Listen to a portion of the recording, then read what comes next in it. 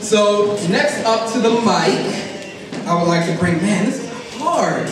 Okay, so the next person that comes to the mic is a brother who has been attending Storytellers since I would say probably around December, I think. He'll correct me if I'm wrong, but I think he's been attending Storytellers since December.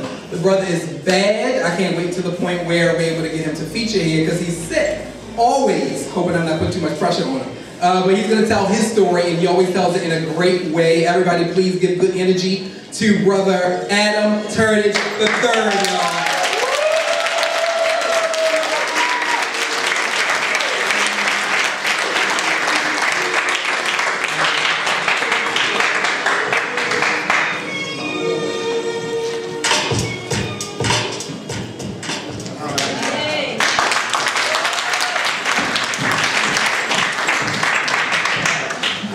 Currently reading a book daily called Don't Sweat the Small Stuff, and it's all small stuff. I use this book to downsize my life and simplify by downsizing and simplifying my day.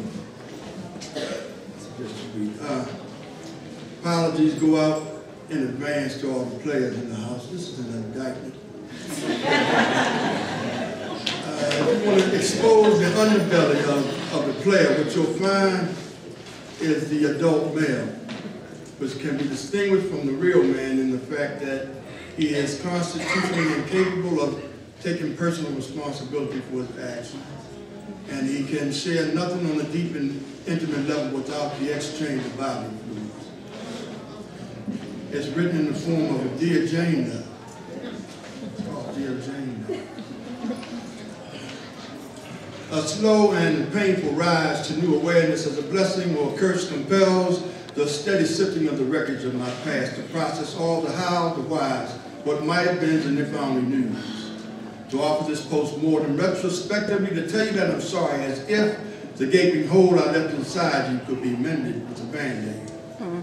Though I was subject to a system in the process, both centuries in the making, I found the means to fortify a shield of deep denial and a buffer which protected me from finding out the ugly truth I'd been, readily accepting the eternal role of victim as the onus always rested in a circle which remained outside myself, pointing to society or whitey or perhaps a God who punishes a long-forgotten sin inside an unrepentant heart.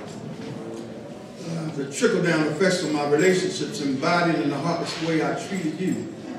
As you reached out in intimate display of loving kindness, my response to you, aloof, detached, removed, and unavailable, was, not tonight, I can't perform, I'm under too much pressure, I work too hard for nothing. It ain't easy being black. My thinking through our struggles was distorted and prevented me from seeing that manhood isn't seen in phallic payloads or providing creature comfort, but felt in terms of holding you and saying, baby, it's all right, and somehow rock you through it, or maybe even cry with you, and find collective tears provide catharsis, and a new resolve to push our journey onward, knowing in togetherness how God reveals each struggle is a prelude to a blessing. For better or for worse implies the benefits instilled by our Creator. His daily grace will fill the voids. We stay the course of garner strength through weakness. I chose instead to cut and run, remove myself, providing me relief and buying time to rest myself, amass some funds, return to you, and make it right again. But I found out in the interim, too many years have passed. Too many days of living out the lies that I internalized, like men don't cry, or feel out loud, or get in touch with tenderness. Too many days of penetrating unfamiliar thighs, a frame of reference engaging by comparison the worth of what you give me. Too many nights of plumbing depths through unfamiliar thighs, escaping quite familiar fears, trying to reach a safe environment. Well, if I could, I'd build a bridge to span the gap that separates you from me. I'd pull you close and hold you tight and kiss away the tears. Reversing the polarity, on one accord, live happy ever after. But all I can present in mitigation is the pain I feel from losing the consoling bliss of ignorance, well aware of how I had created the abyss that now exists in broken promises and tears you cried alone.